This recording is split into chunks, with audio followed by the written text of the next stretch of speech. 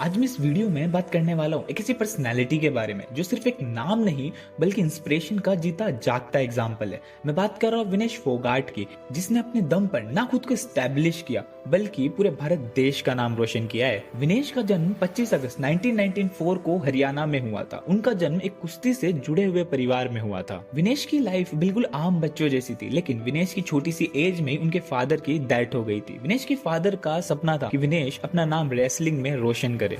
बस फिर क्या था, यहीं से विनेश का सफर शुरू हुआ और रेसलिंग उनका पैशन बन गई। विनेश का पहला एक्सपोजर रेसलिंग के मैदान से हुआ जब उन्होंने हरियाणा के लोकल टूर्नामेंट्स में पार्टिसिपेट करना शुरू किया। हरियाणा में जहां लड़कियों को आज भी कुछ जगह सिर्फ घर तक ही सीमित रखा जाता है, वहां से निकलकर इंटरनेशनल लेवल पे कम्पीट करना किसी सपने से कम नहीं होता। 2013 में विनेश ने अपने करियर का पहला बड़ा कदम रखा जब उन्होंने कॉमनवेल्थ रेसलिंग चैंपियनशिप में गोल्ड मेडल जीतकर अपना और अपने देश का नाम रोशन किया। ये जीत उनके लिए सिर्फ एक गोल्ड मेडल नहीं थी, बल्कि ये उनके फादर का सपना था जो विनेश पूरा कर रही थी।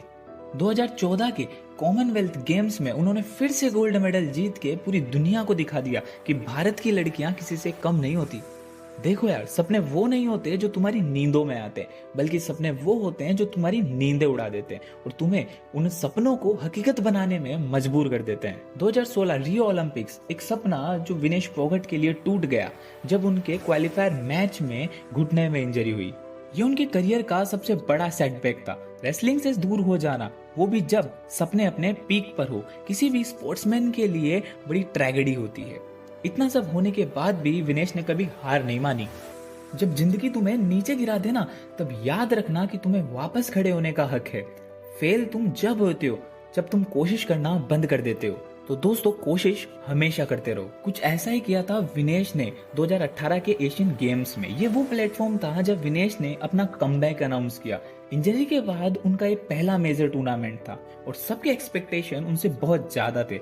उन्होंने अपने विरोधियों को जवाब दिया और हिस्ट्री रचती हुई पहली इंडियन वुमेन बन गई जो एशियन गेम्स में गोल्ड मेडल जीतने में सक्सेसफुल रही। इस कमबैक ने उनके करियर को नई ऊंचाइयों पर पहुंचा दिया था। यह मेडल उन्होंने सिर्फ अपने लिए नहीं बल्कि उन सब लोगों के लिए जीता था जो हारने के बाद जीत के सपने देखने से डरते हैं। विनेश की पर्सनल लाइफ भी उनकी प्रोफेशनल लाइफ की तरह ही स्ट्रगल से भरी हुई रही है। उन्होंने कई बार इमोशनल ब्रेकडाउन्स का सामना किया है, लेकिन उन्होंने कभी भी अपने आप को कमजोर पड़ने नहीं दिया। 2020 में उनकी शादी हो गई। उन्होंने अपनी शादी के बाद अपने करियर को टॉप प्रायोरिटी दी और ये दिखाया कि प्रोफेशनल और पर्सनल लाइफ को बैलेंस करना पॉसिबल है अगर आपके इरादे मजबूत हो तो।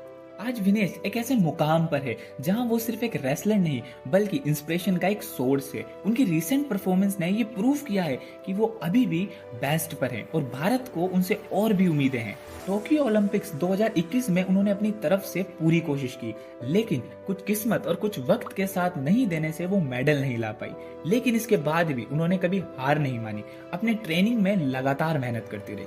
क्योंकि सक्सेस का रास्ता कभी सीधा नहीं होता, रास्ते में कोई मोड़ आएंगे ही आएंगे, लेकिन जो कभी रुका नहीं वही अपनी मंजिल तक पहुंचता है। उनकी स्टोरी से एक बात तो सीखने को मिलती है कि जीत सिर्फ उन्हीं को मिलती है जो कभी हार नहीं मानते।